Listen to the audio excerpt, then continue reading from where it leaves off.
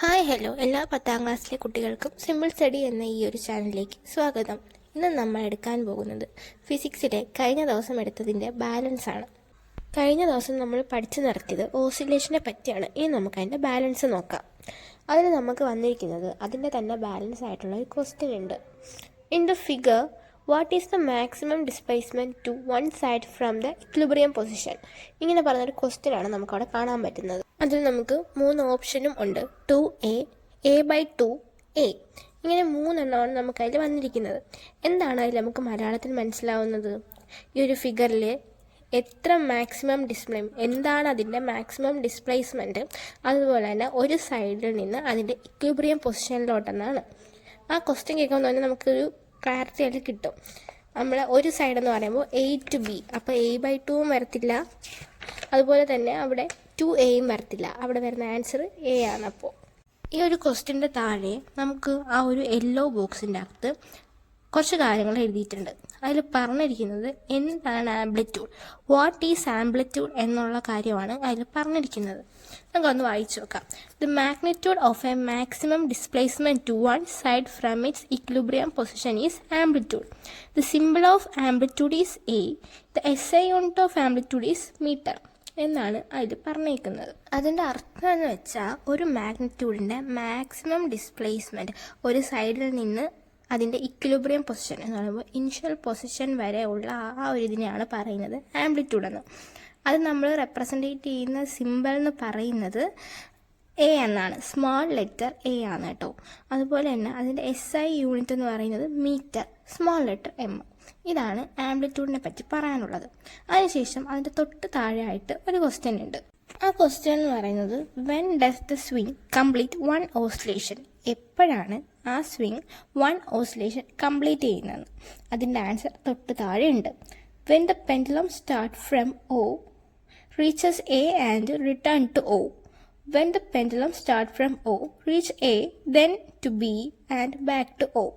എന്ന് വെച്ചാൽ എപ്പോഴാണോ ആ പെൻഡുലം ഓയിൽ നിന്നാണ് സ്റ്റാർട്ട് ചെയ്യുന്നത്, അത് എയിലെത്തിയിട്ട് പിന്നെ തിരിച്ച് ഓയിലെത്തുകയും, അതുപോലെ തന്നെ ആ പെൻഡുലം പിന്നും സ്റ്റാർട്ടായി ഓയിൽ നിന്ന് അത് എയിലെത്തി പിന്നെ അത് ബിയിൽ നിന്ന് തിരിച്ച് ഓയിലെത്തുമ്പോഴാണ് ആ ഒരു ഓസിലേഷൻ കംപ്ലീറ്റ് ആവുന്നത് എന്നാണ് പറയുന്നത്. ഇനി നമുക്ക് ഈ ഒരു പേജിൽ ആവശ്യമായിട്ട് വരുന്നത് കുറച്ച് താഴത്തോട്ട് വരുമ്പോഴത്തേക്ക് give more example of oscillatory motion എന്ന് പറയുന്ന ഒരു ക്വസ്റ്റ്യൻ അതിൻ്റെ താഴെയായിട്ട് വരുന്നുണ്ട്.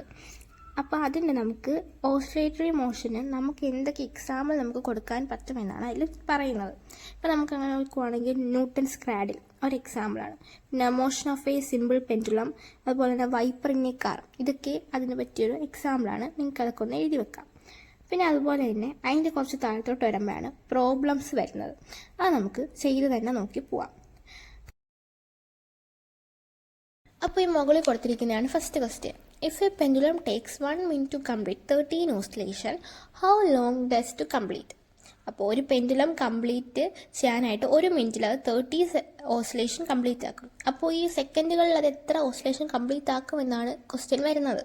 അപ്പോൾ നമുക്ക് നോക്കാം. നമുക്ക് ഫസ്റ്റ് നോക്കേണ്ടത് time for 13 oscillation, 30 oscillation complete ചെയ്യാനായിട്ട് എടുക്കുന്ന ടൈം നമുക്ക് കാൽക്കുലേറ്റ് ചെയ്ത് സെക്കൻഡിലോട്ട് ആക്കണം. അപ്പോൾ ഇതിൻ്റെ അകത്തുണ്ട് 1 minute is equal to 60 second. 1 minute എന്ന് പറയുന്നത് 60 സെക്കൻഡാണ്. ഇനി നമ്മൾ നോക്കേണ്ടത് ടൈം ഫോർ 1 ഓസിലേഷൻ, ഒരു ഓസിലേഷൻ്റെ കണക്കാണ് നമ്മളിനി നോക്കേണ്ടത്. അതിന് നമ്മൾ 16/13 ആണ് നമ്മൾ ചെയ്യേണ്ടത്. അപ്പോൾ നമുക്ക് കിട്ടുന്ന ആൻസർ എന്ന് പറയുന്നത് 2 സെക്കൻഡാണ്. അപ്പോൾ ഈ ഒരു ക്വസ്റ്റിൻ്റെ ആൻസർ നമുക്ക് കിട്ടുന്നത് 2 സെക്കൻഡ് എന്നാണ്.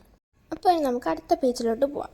അടുത്ത പേജ് എടുക്കുമ്പോൾ തന്നെ നമുക്ക് ഇവിടെ കാണാൻ പറ്റുന്നത് ഒരു യെല്ലോ ബോക്സ് പിന്നെ കാണാൻ പറ്റും. അത് നമുക്ക് എഴുതിയിരിക്കുന്നത് ടൈം പീരീഡിനെ പറ്റിയിട്ടാണ്.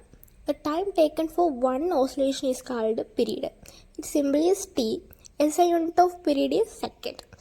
അതിൽ പറഞ്ഞിരിക്കുന്നത് ഒരു ഓസിലേഷൻ കംപ്ലീറ്റ് ചെയ്യാനെടുക്കുന്ന ടൈം, അതിനെയാണ് പീരീഡ് എന്ന് പറയുന്നത്. ഓക്കെ, അതിൻ്റെ സിമ്പിൾ റെപ്രസെൻ്റ് ചെയ്യുന്നത് ആൽഫബറ്റ് T ആണ്, ലാർജ് ലെറ്റർ T ആണ്. അതുപോലെ തന്നെ അതിൻ്റെ SI യൂണിറ്റ് എന്ന് പറയുന്നത് സെക്കൻഡ്, സ്മാൾ ലെറ്റർ S ആണ്. അപ്പോൾ നമുക്ക് ഈ ടൈം പീരീഡ് എന്ന് നമ്മൾ വിളിക്കാറുണ്ട്.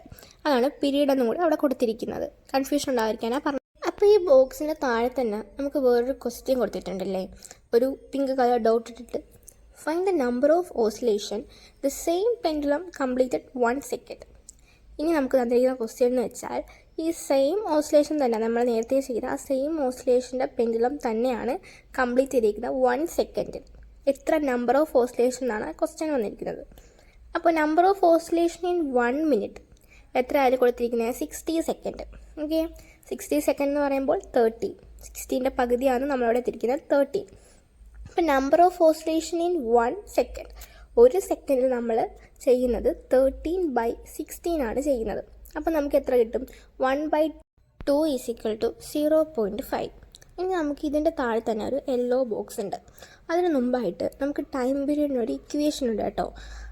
T = T/N എന്ന് പറഞ്ഞൊരു ഇക്വേഷനാണ് ടൈം പീരീഡിൻ്റെ equation. Time period taken by number of oscillation. അതാണ് നമുക്ക് ടൈം പീരീഡിൻ്റെ ഓസിലേഷൻ്റെ ആ ഒരു കണക്ക് കൂട്ടാനുള്ള ഒരു ഇക്വേഷൻ. ഇനി നമുക്ക് ഫ്രീക്വൻസിയിലോട്ട് കിടക്കുകയാണെങ്കിൽ the number of oscillation in 1 second is called frequency. എത്രത്തോളം എന്ന് വെച്ചാൽ നമ്മൾ നമ്പർ എണ്ണൂല്ലേ, അതേപോലെ ഒരു സെക്കൻഡിൽ നടക്കുന്ന എണ്ണാൻ നമുക്ക് സാധിക്കുന്ന ആ ഒരു ഓസിലേഷന് പറയുന്ന പേരാണ് ഫ്രീക്വൻസി എന്നത്. അതിൻ്റെ SI യൂണിറ്റ് നമ്മൾ കണക്കാക്കുന്നത് ഹെഡ്സ് ആയിട്ടാണ്, ഓർ HZ.